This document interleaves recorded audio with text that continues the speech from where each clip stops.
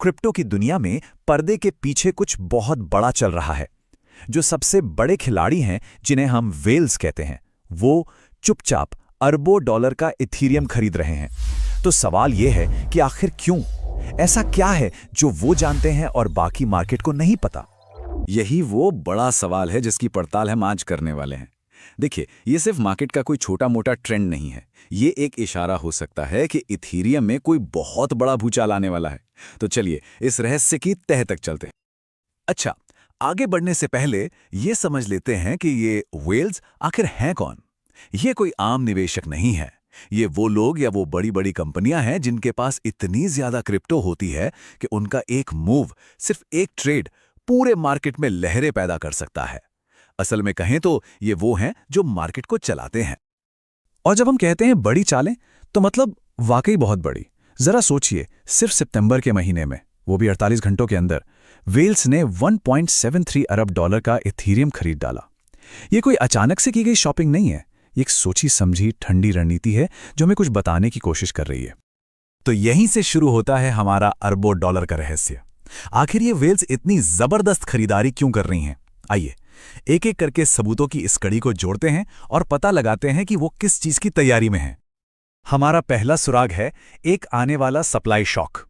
सीधे शब्दों में कहें तो मार्केट में खरीदने के लिए जो इथेरियम मौजूद है वो तेजी से घटता जा रहा है। और इकोनॉमिक्स का सबसे बेसिक नियम क्या है? जब किसी चीज की सप्लाई कम होती है तो उसकी कीमत अक्सर बढ़ जाती है।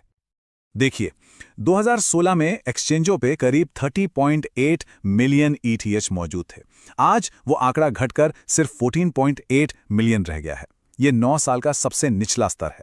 इसका मतलब साफ है, वेल्स और बड़ी संस्थाएं ईटीएच खरीदकर उसे एक्सचेंजों से हटा रही हैं और अपने प्राइवेट सुरक्षित वॉलेट्स में लंबे समय के लिए रख रही हैं। इससे बाजार में बेचने के लिए ईटीएच कम बचता है। अगला सुराग खुद इथेरियम नेटवर्क के अंदर हो रहे टेक्निकल सुधारों में छिपा है। ये कोई छोटे मोटे अपडेट नहीं है, ये बड़े अपग्रेड हैं जो नेटवर्क को जड़ से बदल रहे हैं, उसे और बेहतर बना रहे हैं। 2 बड़े अपग्रेड्स हैं जिन पर नजर रखनी है, पेक्ट्रा और फुसाका। 2025 की पहली तिमाही में पेक्ट्रा आएगा, जो स्टेकिंग को और आसान और सस्ता बना देगा। फिर दिसंबर 2025 में फुसाका अपग्रेड नेटवर्क की डेटा संभालने की ताकत को 8 गुना बढ़ा देगा। आसान भाषा में कहें तो इथीरियम सस्ता, तेज और पहले से कहीं ज्यादा पावरफुल बनने जा रहा है।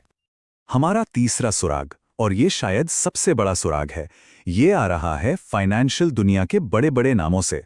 वॉल स्ट्रीट और दुनिया भर की बड़ी फाइनेंशियल कंपनियां अब सिर्फ किनारे बैठकर तमाशा नहीं देख रही हैं, वो अब खुद इस खेल में बड़े पैमाने पर उतर रही हैं।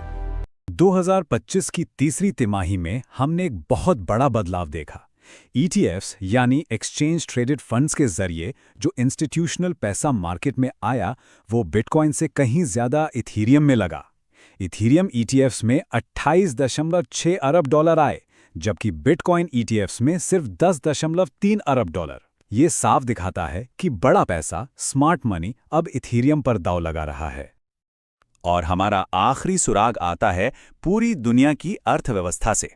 देखिए, क्रिप्टो मार्केट अकेले नहीं चलते, उन पर पूरी दुनिया की आर्थिक ताकतों का असर पड़ता है, और फिलहाल वो ताकतें इथीरियम के हक में जाती दिख रही हैं। हुआ ये कि सितंबर में महंगाई के आंकड़े उम्मीद से बेहतर आए। इससे ये उम्मीद बढ़ गई है कि अमेरिका का सेंट्रल बैंक यानी फेडरल रिजर्व जल्द ही ब्याज दरें कम कर सकता है। जब ऐसा होता है तो मार्केट में पैसा ज्यादा आता है, और उस पैसे को कहीं ना कहीं तो जाना होता है। तो इथीरियम जैसी चीजें एक बहुत आकर्षक ऑप्शन बन जाती हैं। तो अब हमने सारे सबूत देख लिए। आइए अब मार्केट के एक बहुत ही दिलचस्प पहलू पर ध्यान देते हैं। ये जो बड़ी वेल्स हैं और जो छोटे रिटेल निवेशक हैं, जिन्हें मिनोज यानी छोटी मछलियां कहा जाता है, उनकी रणनीतियों में जमीन आसमान का फर्क है। और ये सिर्फ कोई कही सुनी बात नहीं है, ये फिलाडेल्फिया के फेडरल रिजर्व बैंक की एक रिसर्च रिपोर्ट से है।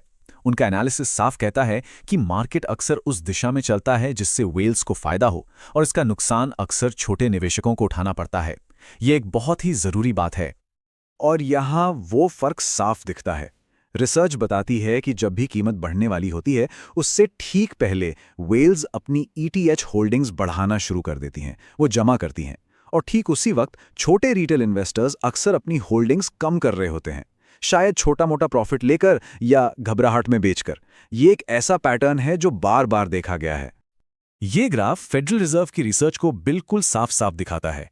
ये जो ऊपर नीचे जाती हुई नारंगी और पीली लाइनें हैं, ये छोटे निवेशकों की ट्रेडिंग है, जो मार्केट में ज्यादातर शोर शराबा और उतार चढ़ाव पैदा करती हैं। और अब इसकी तुलना उस शांत, स्मूथ नीली लाइन से कीजिए। ये हैं व्हेल्स। वो शांत हैं, लंबे समय की रणनीति पर काम कर रहे हैं। ये मार्केट को देखने के दो बिल्कुल अलग नजरिए हैं। तो इन सारे सबूतों, इन सारे सुरागों और व्हेल्स की इस बर्ताव को देखते हुए एक्सपर्ट्स क्या सोचते हैं? इथीरियम का भविष्य कैसा दिखता है?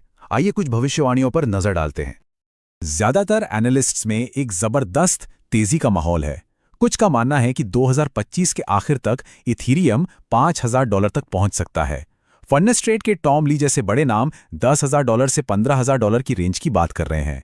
और तो और बर्नस्टीन जैसी बड़ी इन्वेस्टमेंट फर्म में लंबे समय में $25,000 का टारगेट लेकर चल रही हैं। लेकिन रुकिए, एक संतुलित नजरिया रखना भी जरूरी है। कुछ खतरे भी हैं। जैसे बड़े पैमाने पर ईथीएच को अनस्टेक करने से शॉर्ट टर्म में बिकवाली का दबाव आ सकता है। और इतिहास गवाह है कि बड़े अपग्रेड के फौरन बाद हमेशा कीमतें नहीं बढ़ती। और हां, पूरी दुनिया की अर्थव्यवस्था में अगर कुछ गड़बड़ होती है तो उसका असर यहां भी पड़ सकता है। तो अब सवाल ये है कि इस सारी जानकारी के साथ एक निवेशक क्या कर सकता है। ये कोई फाइनेंशियल सलाह नहीं है, बल्कि ये समझने के लिए एक टूल किट है कि मार्केट की इन धाराओं को खुद कैसे पढ़ा जाए। बात सिर्फ ये जानने की नहीं है कि क्या हो रहा है, बल्कि ये भी कि इससे खुद कैसे ट्रैक किया जाए। अच्छी बात यह है कि ये सारे टूल्स सभी के लिए उपलब्ध हैं। ईथरस्कैन जैसे ब्लॉकचेन एक्सप्लोरर से हर एक ट्रांजैक्शन को देखा जा सकता है, जैसे इंटरनेट पर कुछ सर्च करना। नैनसन जैसे प्लेटफॉर्म्स स्मार्ट मनी यानी व्हेल्स की हरकतों को ट्रैक करने में मदद करते हैं। और सबसे जरूरी बात ये समझना कि व्हेल्स और मिनोव्स का खेल अलग है, यही मार्केट को समझने की असली चाबी है। और आखिर में हम इस सवाल पर आकर रुकते हैं।